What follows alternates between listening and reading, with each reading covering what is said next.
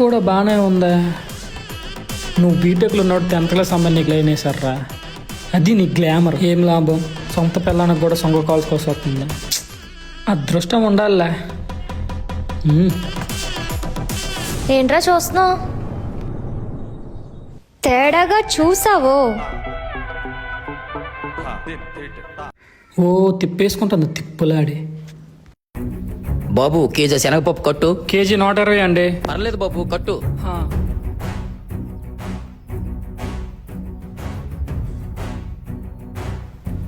నాన్న అలా పిలవకో, ఎవరైనా వింటే నా పరుగు పోతుంది.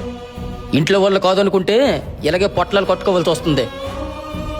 పిల్లానికి 3 పూట్ల భోజనం పెట్టేవాడు గొప్పవాడు కాదురా. తన ఇష్టాలను తెలుసుకుని తీర్చగలవాడే మొగుడు మగాడు అనిపించుకుంటాడు.